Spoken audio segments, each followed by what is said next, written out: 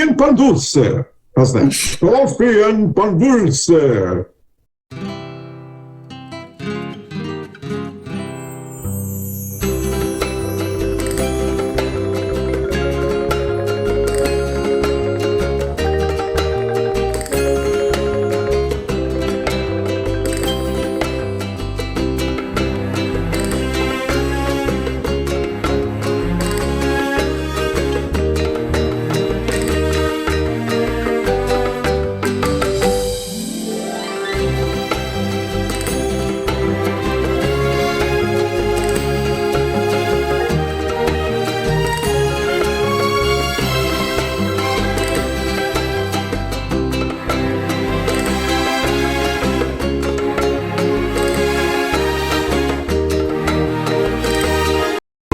Hey, I'm Christian Cano. You're the co-host. My buttons are Moms Demand Action, Gunsmiths Legislation, Healthcare for All, Medicare for All, and also in my heart, Black Lives Matter on behalf of Joe Oldham, who's a guest of ours who passed away last year. That's it.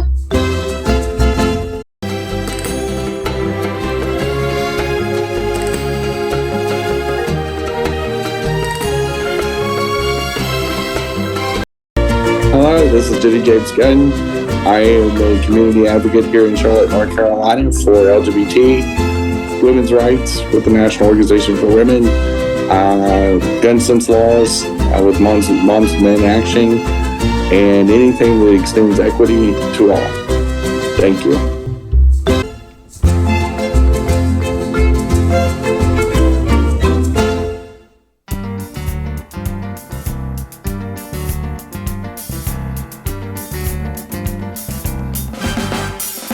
Good morning, everybody. It is Coffee and Pan Dulce time, and it is New Year's Eve.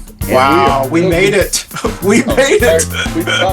So the running joke now, since I don't know how many episodes you've watched or if you've watched any of our episodes, I'll spare you the details. Yeah. During 2025. From the very beginning. By the way, I'm an actor, so I'm a very good actor and I'm a very good liar. I have seen every one of them. I've watched them 2 or 3 times each. All right. Every two. Yeah. That's right. Believe me. You had me. You had me. But we're doing a 2-part series mainly because there's so much to talk about. Is that we have a very accomplished guest. In fact, a lot higher standard than we normally have on this show. We have a standard we slide under it almost every week. It's very bootleg. We actually have a real Hollywood celebrity and accomplished playwright, writer, producer, actor, like you name it, he's done it. And we're not just talking about his dating life, but anyway, you're full of comedy today, aren't you, Gersemi? Yeah, I'm full of something. That's I got right. hot and cold running bullshit today. But anyway, our esteemed guest Del Shores is on to talk about a lot of things that is going on with his foundation, with his plays and things like that. Has an opening in Alabama this year, next year technically. Yeah. Tomorrow is going to be next year, but we're going to have him expand on that and talk about some more details, and we're going to have Christian introduce him properly on this episode as well, part 2 of this 2-part interview. And take it away, Christian. Yes, Gersemi said, welcome everyone. This is December 31st. We actually made it. I can't believe we got through a year of taco. It's just crazy. So as she said, welcome everyone to Coffee and Pan Dulce. I'm Christian Cano from All Points, North Carolina, with Gersemi, my co-host from West Hollywood. You still got that thing in the background. If you're watching this, she's had the dinosaur back there. Yeah, it's great. I mean, is it still in the building, or do you know? The flags aren't up there, so that was, when we were Pride or something for Pride weekend for LA Pride. Okay. It was in Hollywood, and we were doing some things, and we went on a Walk of Fame tour with a group associated with LA Pride. That we went past all the little stars, like the Hollywood Walk of Fame and all that. Sure. And they pointed out which ones were gay by rumored to be gay. And it was a cute little tour. It was just one of the little activations they did for Pride Month. here in Los Angeles. And so those little pride flags were up. It's a little tourist trap is what it is. And it has but it still has the inflatable T-Rex up there, which is they keep that up here, which I love. Where is that? Where is that in West Hollywood? If I told you, I'd have to kill you. No, it is over. It's not too far from the Chinese theater. Oh, that's right. Right. Yeah, because I'm not going to tell my address, but I live in the Hollywood Hills, right off Camrose in Highland in Los Angeles. That's where my home is there. Oh, okay. Yeah, I'm still not too far away. I'm just off Sunset in West Hollywood. Oh, so, yeah, I'm in the hills. Yeah, we're neighbors. Well, yeah, I'm in the country. So, and I apologize. I forgot to say, I want to welcome everyone who's watching us on Facebook and the thousands who listen to us on your favorite audio podcast platform, and also those who watch us on YouTube. Don't forget to subscribe and share and all that kind of wonderful gibberish that I have to say. And I just realized, Gersemi, as we were doing this, I was talking about the scar that I had because I had poison ivy doing some yard. I forgot I left my scar tape on, so I apologize. If you're watching this, you want to know what's going on there. I just realized as I'm looking at our video that I left it on. So anyway, it's not actually that. Okay, well, all right. I guess I'm sorry. I didn't want to put like concealer or something on because I know you would call me out on that. So anyway, all right. Yeah, welcome everyone. We've got Dale Shores. I've regressed. We want to welcome. This is the part 2 episode. But before we do, we'll jump directly into Barb's current events.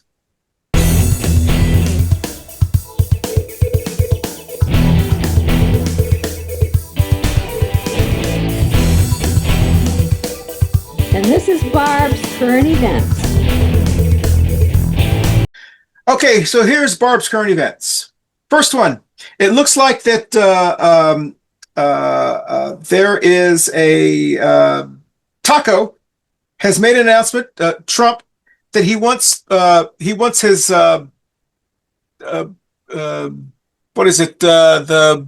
Justice Department. I don't know why I'm having a hard time saying this. He wants the Justice Department to go after George Soros. He says that George Soros is funding all these rallies and stuff like that. So he wants the Justice Department to go after him and all these other people. So he it's just crazy. All right. The next Barb's current event is a jobs report just came out and said that the jobs in the last quarter have been suffering. The unemployment rate is rising. That the ADP, I believe is the payroll department, said that payrolls have cut by like 30% or something. So even though Trump is trying to tell people that everything is great, prices are down, economy is flourishing. I don't know if you have any comments on that. That he continues to. It's like he lives in a different, like a wonderland or something. I don't know how to describe that. Well, he has to, for his narrative and for what he's pushing for 2026. He can't take any accountability for why the country's in a dumpster fire because he's the one that created the fire. We were just fine. 24 economically. We were doing really, really well. And the Biden expansion was killing it. Yeah. And when we made the mistake of re-electing this fool, and he did what he did, tariffs-wise, and with all the ICE fascism, we are in this mess for so many reasons, but they all go back to him. And things he specifically did as a chief executive of the federal government that were specific to his administration. These are not things that were put upon him. They weren't put upon him by a previous administration. Yeah. He didn't inherit this. He literally in 2025 created these messes that didn't need to happen. It's crazy. And so many more we're not addressing. And it's layoffs are happening left and right. Major companies are culling workforces as fast as they can. There's in agricultural based states there is. He's had to bail out the farmers, or he said he's bailing out the farmers. He's giving them a $12 billion bailout, even though they have lost over $36 billion. And they won't even start getting their first payments until next year in February. That means this entire year, all the soybean farmers, corn farmers, you talk about it, I think, on your show about China imports so much American soybeans. Yeah. And so he's like the guy that steals your wallet. You suffer, you're panicking. And then he says, "Oh, I found it." Like he's trying to help you after he took a couple of bucks out of it. That's what he's like. Yeah. He helped himself to the cash in the wallet. You know, and he's the creator of these problems, and he can't blame it on anybody else. He can try, and he's going to say it's because of Biden and whatever, or Obama or whatever. Exactly. Yeah, these are self-inflicted wounds, and as of right now, the ACA subsidies haven't been extended, even though Republicans and Democrats are universally saying it needs to be extended. They're purposely hurting the American people, and if people in this country don't wake up and realize this administration couldn't give one flying fuck about the American people, that they're only in it for themselves, and whoever paid to get him in office, he is to his high wealth donors and an allegiance to his own family and making money off the administration, but it could care less if people suffer. And they are suffering. And there's so many industries suffering because of policy, very piss poor, very short-sighted policies created by this idiot. And at a time when we just were recovering from the 2020 COVID recession and worldwide shutdowns and things of that nature, the last thing we needed was to do what got us in trouble in 2020. We were going to have a recession probably no matter what in 2020. Well, the last thing we need is to make it worse in 2025 and 2026. But it's neither here nor there. It's here. We can't do anything about it till about November of this year. This coming year, 2026, we can make a lot of changes really fast. Amen. And I'm so glad. I'm so happy this is over. Yeah, that's right. We'll be right back in Coffee and Pan Dulce right after this. Hey, y'all, you can watch us on YouTube, Facebook, and your favorite audio podcast platforms. You can catch your special editions of Coffee and Pan Dulce, as always. And we appreciate y'all listening. And we're going to do more episodes. We're going to do some zany things in 2025. And most of all, we're going to have lots of fun, as always. Thanks for listening. And look for the new shows. Appreciate it. Hey, y'all, thanks for watching. And support local Black and brown businesses, including our sponsor, Manolo's Bakery. It has some fabulous pastries, food, king cakes, all kinds of specialty cakes, swallows, and much, much more. Some of the best food you eat in Charlotte, North Carolina. Again, Manolo's Bakery, right here in East Charlotte. Thanks for watching. So we have a great fall lineup, and we encourage you to tune in to many of our fabulous shows, like our Say show, and many more things in October and November as well. Thanks for watching, as always, and we'll see you next time. Bye, y'all. Hey, y'all, thanks for watching the Florida shows. They've been wildly successful. Obviously, it's a topic that you guys have enjoyed and wanted to know more of. And we like talking about the dumpster fire.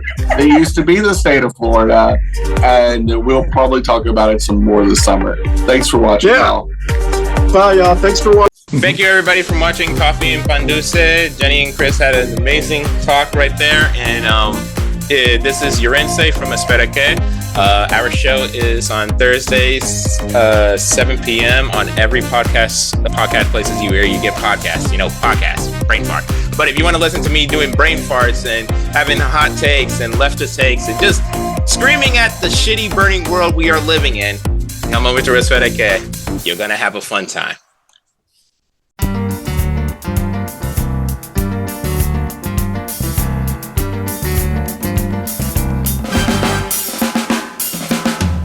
You just seem like an older brother to me. Is all you seem like.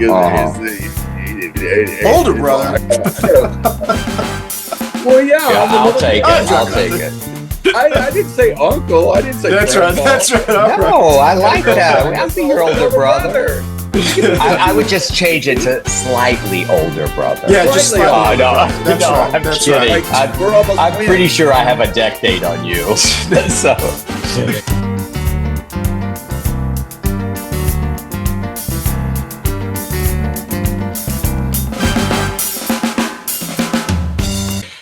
Somewhere in there. But here's what happened, and you know, we talked about Winters, Texas, and you've passed through Winters, Texas, you know, on your other show, and I left there when I was 6 years old. We went to Brownwood, and then we moved to Zapata, Texas, where I was immersed in the Mexican American culture there until I was 18 years old. Then I went to Baylor University. But when I was a kid, in Brownwood and in Zapata, my mother, a school teacher, would just drop us off in Winters, Texas during the summer. And I had these aunts, and y'all, if my mother called anybody trash, I loved them.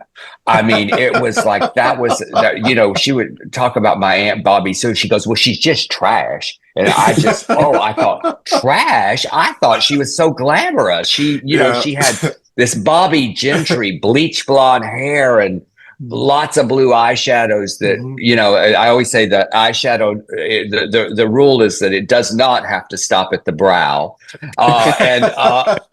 And just false eyelashes. And she always carried a Pomeranian, and she smoked a cigarette, and she just talked real loud like this.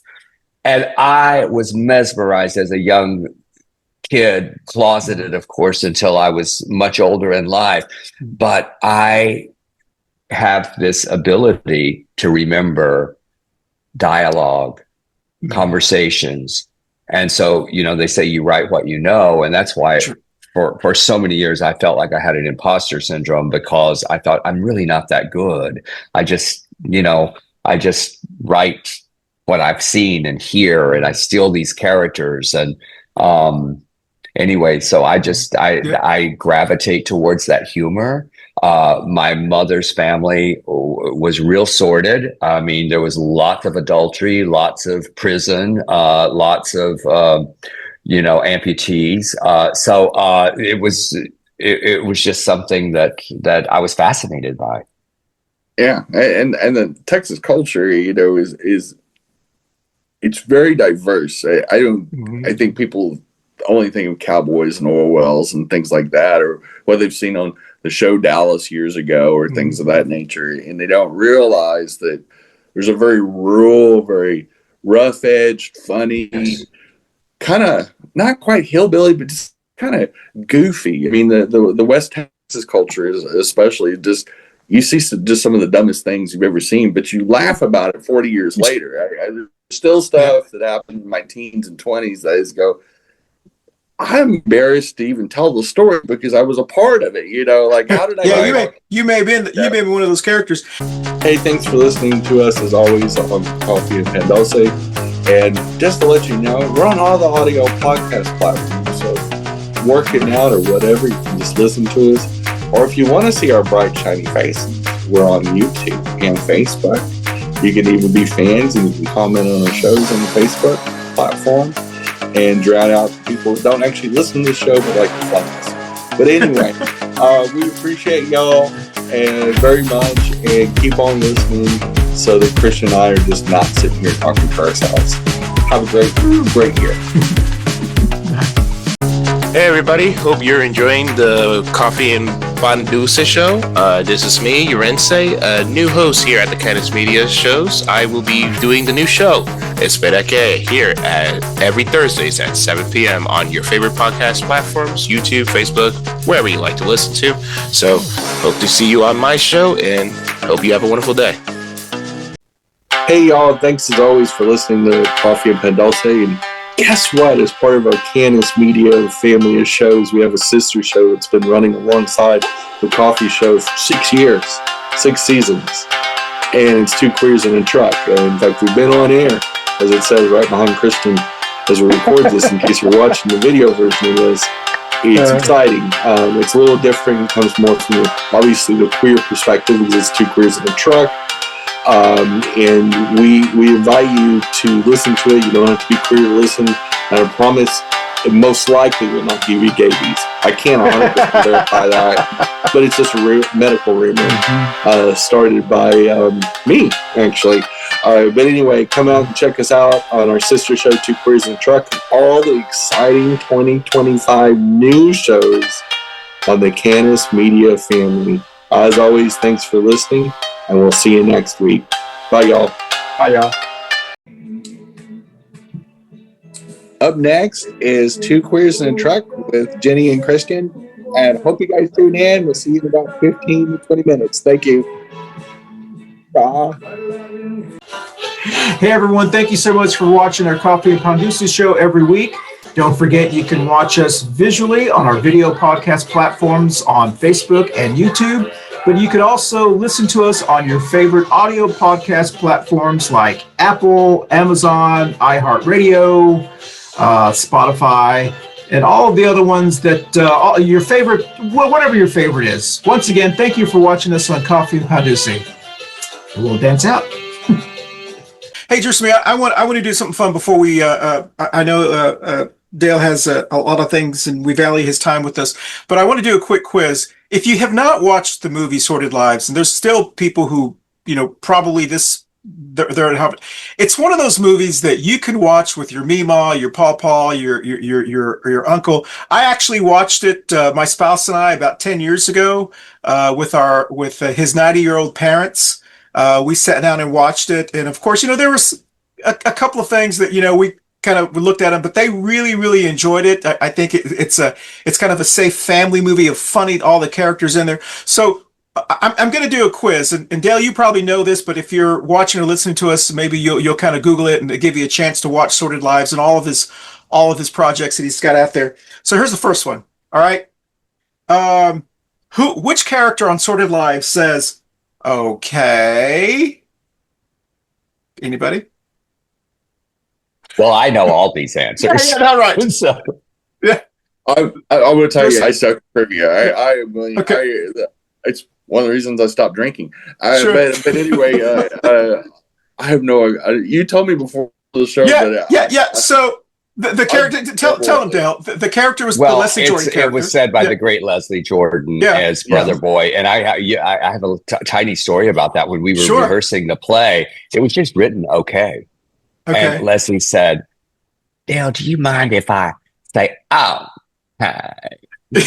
And I said, I don't know. It doesn't seem. And he says, no, it has an opinion behind it. And he was right. It has an opinion behind it. It becomes much more layered. And so now, I go out in restaurants and I hear people go, okay. And we had it on T-shirts. And there was a whole discussion. Well, how do you spell it on a T-shirt? I said, with a lot of A's. Yeah. Like he put vowels and sounds in there that don't even exist. It's just, great. Just when Leslie Jordan, when Leslie Jordan says that Gersemi during Sordid Lives, and also the second one, the mayor, I think it was what's it called, the Very Sordid Wedding. Very Sordid Wedding. It's just when he says that, it's just I don't know, it's just hilarious. Okay, here's another one. Which character in Sordid Lives says, "Oh"? Yes, it's more like ow. Yeah, ow, ow, ow. Yeah. Do you know Gersemi? No, I don't. All right, Dale. I'm gonna lose. It's the character played in Sordid Lives and the series by the amazing Beth Grant, and then later Del Dickey did that character in A Very Sordid Wedding. And it's sort of like one of those things you can identify with those aunts who, they're a little bit there's a hypocrisy behind it because you don't really mean it. You just go, ow. And then my favorite moment is when she goes, ow. Because, she's so getting anxious with Nolita. It's really, it's very similar to in North Carolina. They say "bless your heart." It has so many different meanings. I guess like you could say "bless your heart" or "bless your heart." Okay, here's what. My friend Caroline Ray, who played Nolita in the series, and she took the role that Delta Burke played in the original movie, and she always said, "You know what? I've discovered that 'bless your heart' really just means fuck you." Yes. Yeah. It really does. It's a very passive aggressive way. Yeah. Bless her heart. And it takes the edge off of it. You can insult someone. Woo, she's big. Bless her heart. I'm a huge country fan, especially Texas country. All the musicians that come out of Texas, from Sonny Sweeney to all of the big ones, and Sonny Sweeney hosts a radio show, and she plays a lot of Tammy Wynette on her Sirius radio show. And how did Tammy Wynette become like connected with? Okay, there you go. A little shrine to Tammy. All of those. Is that because 45. You were a fan of? Yeah. Yes. Were you a big? Okay, I see. Yeah. Okay. Yes, I was a huge Tammy Wynette fan. And I got to meet her because of Sordid Lives, the play, not the film. She died before the film came out. And, I was just, when I was a writer, I had a deal at Warner Brothers, and I would always go to CBS because they loved my work. Tim Flack, who became Ben Flack, I did a tribute to him in Sordid Lives. This is when I was smoking back in that day. I would get me so nervous as a young writer pitching to this major network. So I would go early, get a cup of coffee. This was before Starbucks. So it was like 7-Eleven coffee. Put Tammy Wynette's 20 Greatest Hits on and drive around, where CBS is, over there on Fairfax and Beverly. And I would smoke Marlboro Lights, listening to Tammy Wynette, going over my pitch in my head, and I never didn't sell. So Tammy Wynette became my good luck for selling projects. And so when I wrote it, I thought, I'm going to give Brother Boy the obsession that I have, because people always go, boy, you really did research on. I said, I did absolutely no research. I knew all that shit. I knew every bit of that. And so, I had a producer named Buddy Killen, who and his wife Carolyn came to see Sordid Lives. And he called me one day. This was on stage. And he said, someone wants to meet you. I took her your script. Y'all, it was maybe better than the birth of either of my children, sitting at the feet of Tammy Wynette in her home that was once owned by Hank Williams. And she giving me a tour, which included a beauty shop in her bathroom, because she still had an active cosmetology license on the wall. Wow. And that's all right. Last one.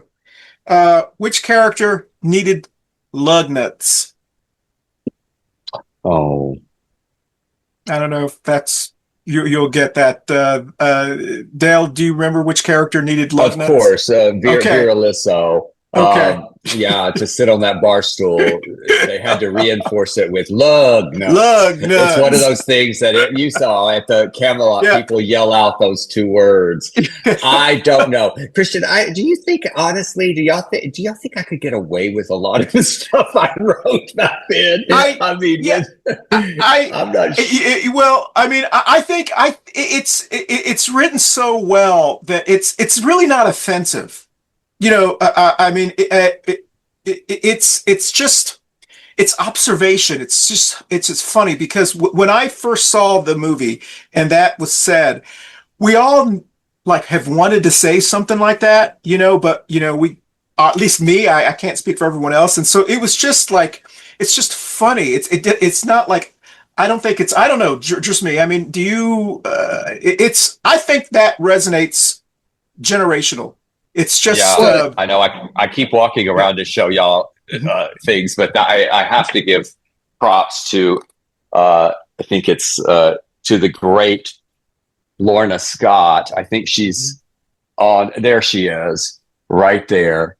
No, wait, right there. Yep, that's who her. Played Yep. Vera, Yep. and she had one line in Sordid Lives. She had more, but they got it out, and it was 3209, 3209, 3209. Yes. So when I wrote her into the series, she just resonated, and people.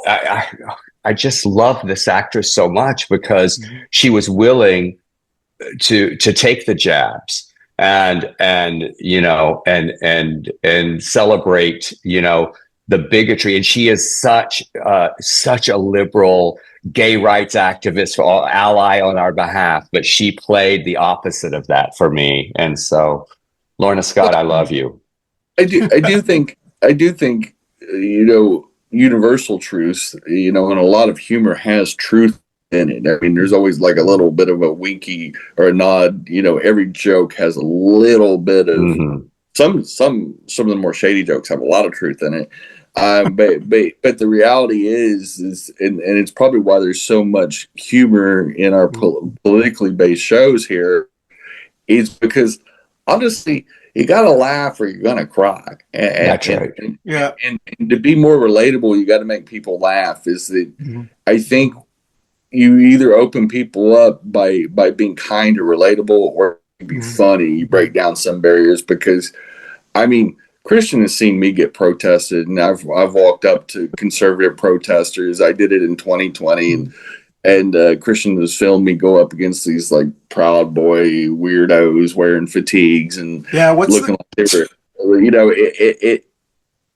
And I think you got to approach them with some sort of humor. You can't go in just guns a blazing, and you're not going to necessarily change them. And I say this all the time: you're never going to necessarily change the bigot, but somebody's always listening, somebody's always watching, and what you hope is the people around them will absorb that and go, and maybe I shouldn't feel that way, or maybe I should question that, or maybe you know, not all gay people are problematic, because well, some are too, you know. But you have to. I think universal truth is timeless, and I think that's why Sordid Lives has stood the test of time. Is that it's a universal? You know, people are still doing the plays of Shakespeare. Yeah, I think if it came out today, that the millennials and the Gen Zs would be just as excited about it that I was as Gen Xer and some of the boomers in the early 20s, because just the humor in there, it's not offensive humor. It's just like observational humor. I don't know if I can put that into words properly.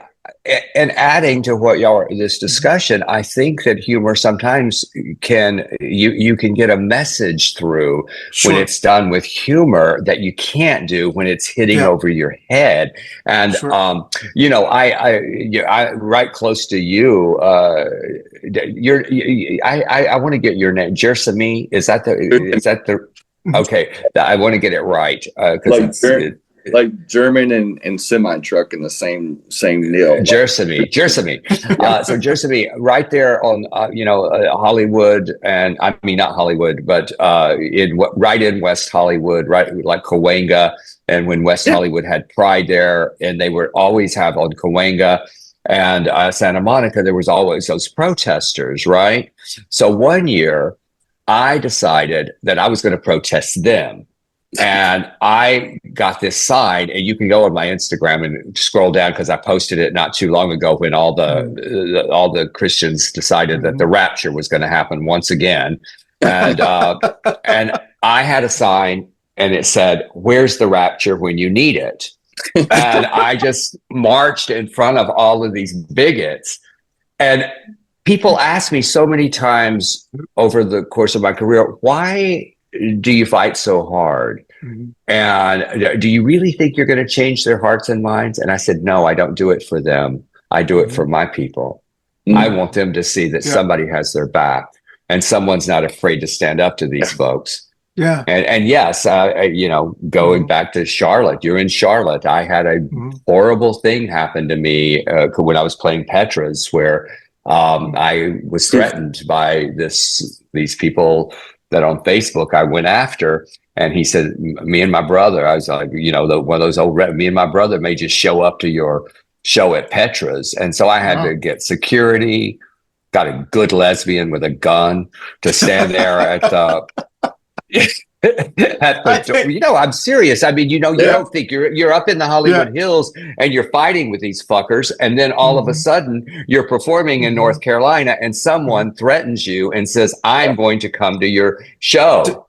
They did not show up. But here's the crazy thing: is I did call the police department there, and they said they did nothing wrong. Yeah, I showed them the text thread. I'm not the text thread, but the Facebook thread. I said, yeah. They did. Well, we know. Well, next time you come to Charlotte, let us know. We know the mayor. We know the. Oh, I love Charlotte. That's the only one. That's the only. I've had great shows at Charlotte. I mean, and so many good friends. I know our time has run up with you, but Gersemi and I joke all the time that I've always wondered. It's different now. Pride events around the country, there's not as many protesters. They've gone from like 5 to maybe 2 protesters in different cities. It depends on where you're at. But I know in Charlotte, North Carolina, there's always like these 3 protesters that stand right in the middle. And I've always wondered, has anyone ever like walked up to them and said, "You're right"? I mean, do they actually get anybody that converts? I mean, it's just like it just. No, and I was Grand Marshal of Salisbury Pride, and they canceled the parade. The city canceled the parade, so we had it in this parking lot behind this gay couple's store, and it was fantastic. I performed there, and then the same protesters that were there, you know who I'm talking about. They have that white cross with wheels on it. So I went up to him and I said, Jesus did not have wheels on his cross. I just mess with them, and then I quote scripture because I'm a preacher's kid. I can quote that scripture too. Y'all, I have to plug in. I'm about to die here. So anyway, the protesters. Battery running low. All right. Well, it's been great talking to you, and I thank you so much for your time. And I want to. I've had fun. I want to encourage everyone to go out and watch. If you have not watched Sordid Lives, at least watch that. Watch all of his projects. Also, please, if it comes to your city, take the time to go see the Recipe Box. It's going to be world premiere in Alabama, but it's also, you said, going to Austin in September. Be in Austin. You'll be out here in Palm Springs eventually, and lots of cities. I will get it out there for y'all. Excellent. And also, don't forget to go to the foundation. It's the Dale Shores Foundation. Please go check that out as well. If you're an aspiring writer, LGBTQ writer, take a look at that. Maybe you can get some help with your writing in that area. Gersemi, you have anything else before we end this episode?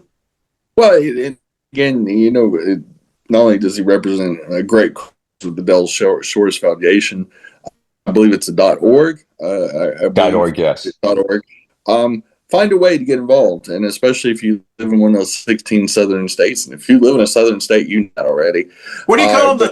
What do you call them, Gersemi? The River Tucky states? Among other things that I call them, a place that you can be from. Happiness is living in the river. The grinder capitals of the world. Is that? Grinder's very active in titles. If you have a story to tell, whether it's a short, we have 3 competitions: short film, we have screenplay, and we have plays. And you could win. And it could, tell your story, make a difference, because our stories are what keeps our history alive. It's counter programming for some of the hatred and the vile that we're seeing right now. And I always say, if I didn't have damage, I wouldn't have a career. So embrace that damage, write about it, and writing is amazing therapy, whether you win or not. And our contests we just are about to announce our our new winners. But our contest will open up again right after our festival, which is going to be in Pensacola this year in May. Great. Wow. Great. Wonderful. Awesome. Good to know. And again, you guys, thanks for listening and watching as always. And we want to thank Del Shores for being on. Thanks for having me. And it's been a fabulous conversation. And he's also appeared on the December 24th episode of Two Queers in a Truck. So we're getting Del Shores 3 different ways. We're milking him. We're getting as much as we can out of this one. So a little 3-way with Del Shores. And you're welcome back anytime, Del. Yeah. We appreciate Thank you so much. Thanks for having me. And here's the Pendejo Chronicles.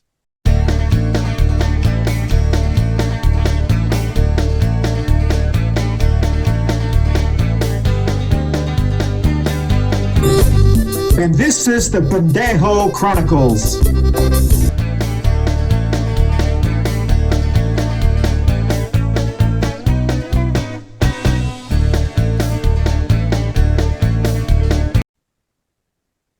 All right, the Pendejo of the week to end the year of 2025 is Hot Will Abbott's.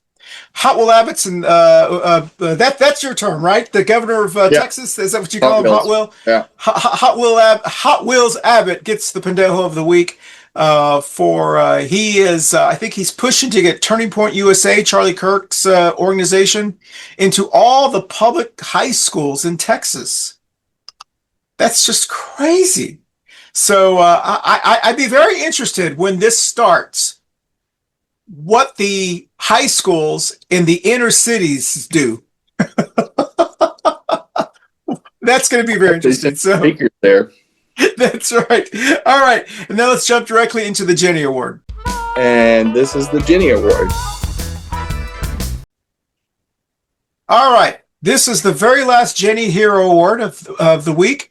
The Jenny Award goes to the American people who survived 2025. We all deserve the Hero Jenny of the Award of the week. I don't know. You have any comments, Gersemi? This is the last Hero of the week. It's been a tough year. What do you think?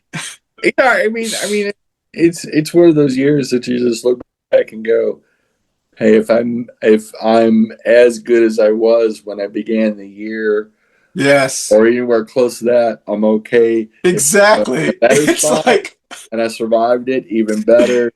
Yeah. And in many ways, this has been way more of a disaster than 2020 was. I agree. And, because COVID was an outside influence that affected our country. This one came within. It was self-inflicted, right? Completely. There was no reason to change courses midstream, and we should have kept the Biden-Harris administration in power. Everything was going great, but due to misogyny and racism, we just can't do it. We just can't make good choices, and this country is suffering because of many Americans that just cannot own what we are and progress from that point. And we are back where we were in the 1950s and 60s. Well, we need to take a long, hard look at who we are and what we want to be and make decisions accordingly. And if we want progress, it's got to be more than just a statement. It's got to be more than just a march. It's got to come down to putting in the right people into elected and appointed offices, putting in the systems in place to hold them accountable, and then holding them all accountable, Democrats and Republicans. And we have to vote that way. We got to put ideologies aside. We got to get out of the business of worrying about what somebody is. I don't care if you're white. I don't care if you're black. I don't care if you're gay or straight. I don't care if you're Christian or atheist. That should not enter into anybody's decision-making process when it comes to political things. Can they do the job? Are they qualified to do the job? And will they progress us as a people? Yeah. Do they have our best interest at heart? If they're in current office, have they done that? And if the answer is no, you replace them. Yeah. They should be replaceable, no matter who they are. Democrats too. I'm a big fan of primary and Democrats. did that recently in North Carolina before I left, as we primaried a problematic county official, and she got the boot. And that's right. And good riddance. Yeah, that's what you got to do. Yeah. All right. Well, listen, I want to remind everyone or let everyone know, just kind of programming note, that Gersemi and I will be live on New Year's Eve.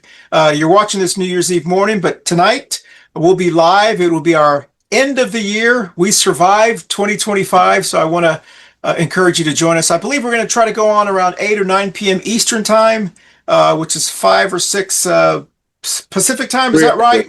Yeah. So we want to Eastern time. It'll be, but we'll update it on the social media. That's right. Obviously, you must know about our social media presence if you're going to see us go live, because we'll be live on social media. Yeah. I'm sure we'll record it as well for posterity's sake. But yeah, we will be doing a live New Year's Eve. We've never done this before, and it should be fun. We haven't been live in a while, so we'll see. We'll see how that works out. And I also I want to thank Dale Shores for allowing us to take some of his time to find out about his foundation, and also the play that's going to be premiering in Alabama that he has written and directed. It's premiering in Birmingham, Alabama in February. Thank you, Dale Shores. It's hard for me to call someone Dale when you're not that familiar with him. I want to call him Mr. Shores, but I know he doesn't want to sound like anyway. Yeah. So thank you, Dale. Yeah, thank you, Dale. And so, and thank all of you for joining us in 2025. We're so excited to come back in 2026 for our 9th season of the Coffee Pan Dulce Show. And as Gersemi said, there's a lot of things to look forward to. Gersemi, you want to give anybody a little tease on what's happening in 2026?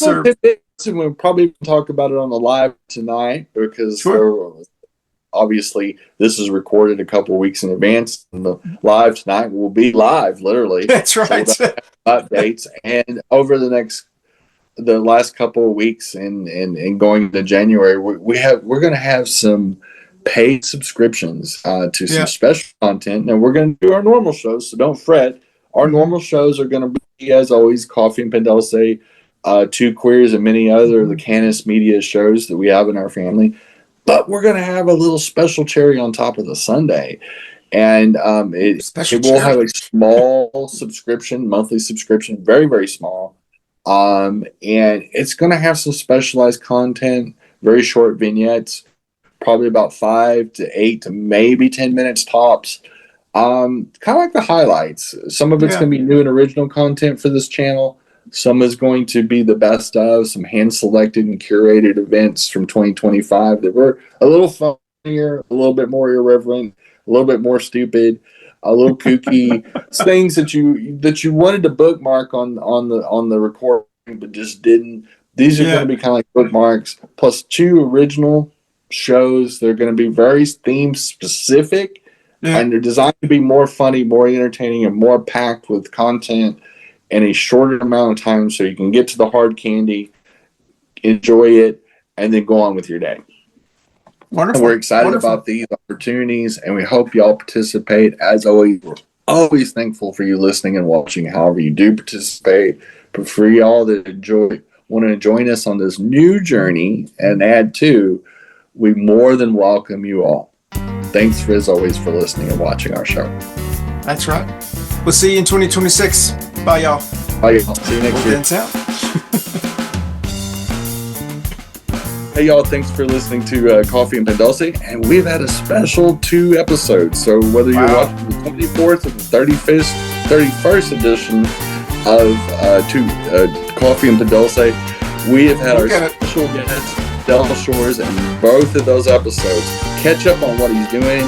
Go to DaleShoresFoundation.org. See how you can get involved. And much, much more. And we're going to post a lot of things about this on our socials as well. We appreciate his time and his stories. Tune in. It'll be a special end of the year gift for yourself. Bye, y'all. As always, be safe. Bye. Hey, y'all. Thanks for listening to Coffee Pan Dulce. And one of our big things is that if you missed any of our other shows, we are on Facebook. We're on Spotify. We're on Apple, for the most part, and a bunch of other audio podcast platforms. So if you've missed us, come back. The water's fine. Dip on in. It's 85 degrees here in my imagination. But anyway, we have 332 episodes in the tank. You can pull up any of them. And most of all, we have fresh ones dropping most weeks. And we got 3 more shows coming. Be excited. But as always, thanks for listening to Coffee and Pan Dulce. And look forward to the 2025 season. Thanks, y'all. Hiya. Next up, thanks for watching Coffee and Pan Dulce. Next up is 2 Queers in a Truck. Stay tuned. Coffee and Pan Dulce. How's that? Coffee and Pan Dulce. Sounds great. You sounded like a telenova. I mean, I'm trying to. All I have to say is go. Yes. As a non-Spanish speaker.